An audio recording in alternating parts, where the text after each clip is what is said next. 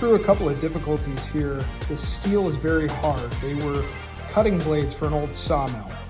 So I tried to at least unanneal by heat tempering with a small propane torch, where I'm going to put the handle on this blade so that I could make cuts. So when I put the spike over the top as the handle portion, I can put these brass pins on through.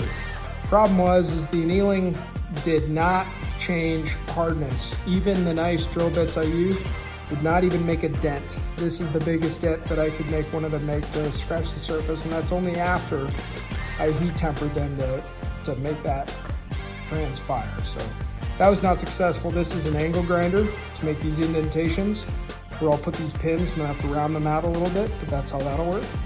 And then I've used a combination of the angle grinder to cut off the tip because I was not able to grind that down fast enough. And what this is your Harbor Freight 3,450 RPMs, but it's only a 1-inch belt, which means a lot of these material pieces are cheaper. But this is actually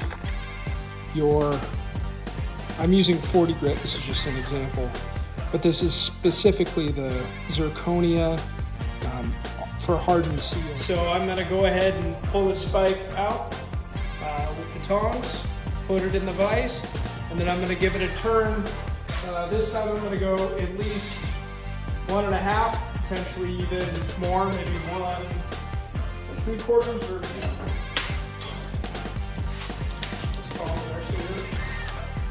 much better than I anticipated.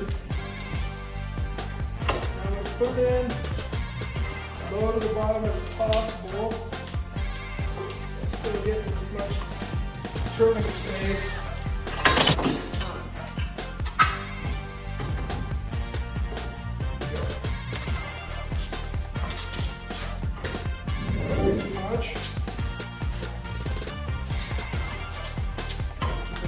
Straight.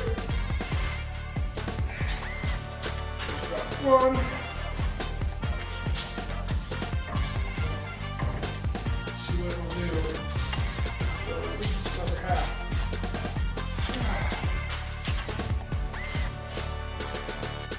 There's a nice turn look there. Let's go one more. Starting to cool on the top and bottom, so the twist is getting more intense.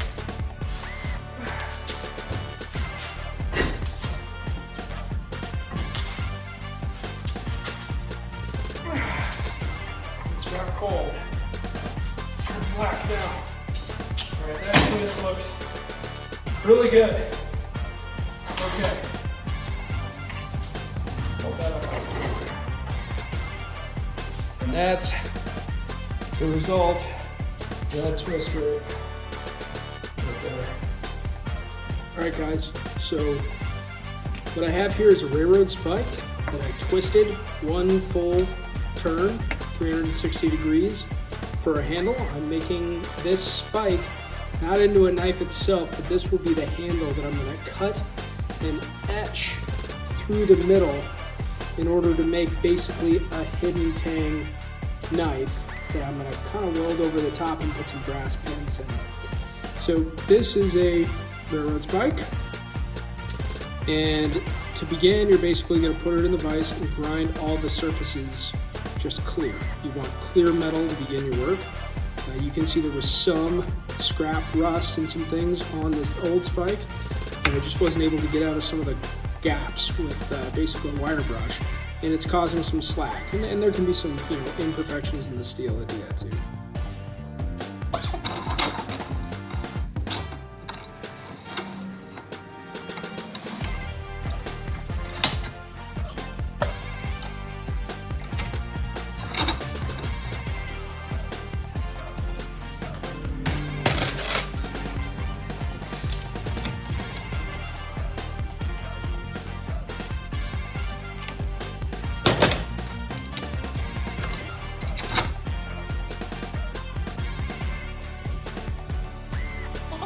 Out of here,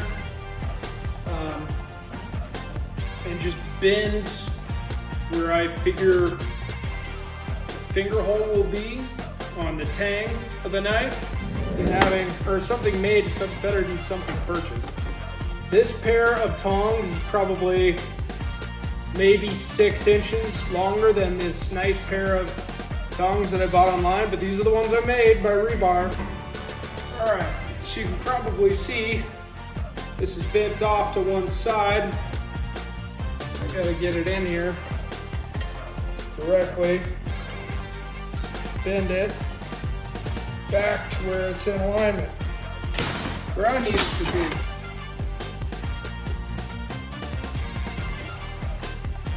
I'm gonna talk about the Cubitron belt from 3M, kind of.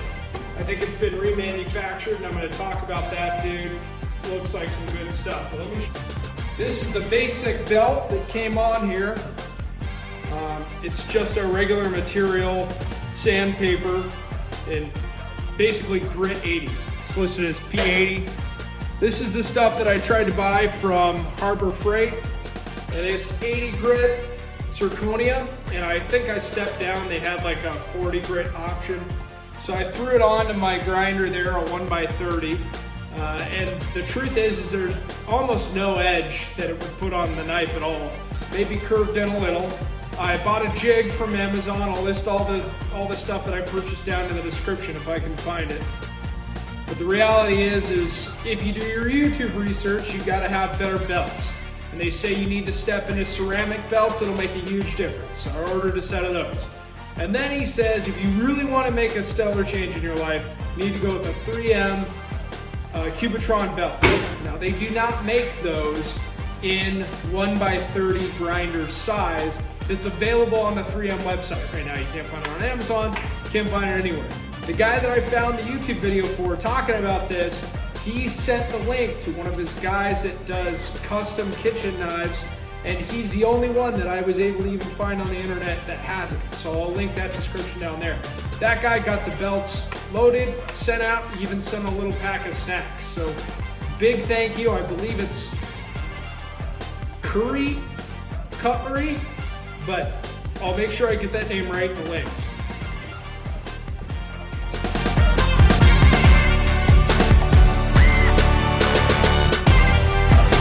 So this is the blade. The problem with these blades is that they are pre-cut, okay? They are pre-cut, which means only one side has a tapered edge, or the ricasso, which is what we're gonna work on, okay? So, problem that we're running into here is that I'm not able to well mark the center line because one angle is beveled all the way down to the tip, and the other side is not. So I kind of have to guess. This is not a good way to start on knives.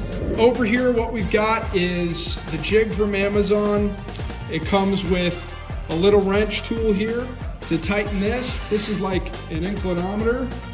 So it'll measure what degree of angle that you're setting your jig at. And it's got lots of different ways to hook this together. And to be honest, I'm not even sure if this is exactly right the way they intended. But it shouldn't matter, depending on how you're intending to grind your blade. That is about as far as a fresh belt came in on that bevel on the corner edge, and I did try and put a 22-degree cut into that. Now this is very hardened steel. These are old logging saw blades that I was able to procure from a mutual contact. But the problem is when you get this jig on this Harbor Freight 1x30 grinder, it comes right into the belt where there's slack. And you want this area for doing things like handles or softer products that you need to be more malleable with. But it's not good because it'll bend this belt bow and it'll grind the angle that you want harder or faster than you need and or want it to. So that's not good. So there's two options, right? Two. One, you can take this piece off. There's screws for it to come off. You pull it and you could manufacture an L bracket plate yourself to go all the way up. That could work. Or option two. Option two would be you do this by hand. And unfortunately, based on this knife, and I'll talk about that probably later, and this belt system, I think I'm going to try and learn how to do this on the fly by hand. So we'll see how it goes.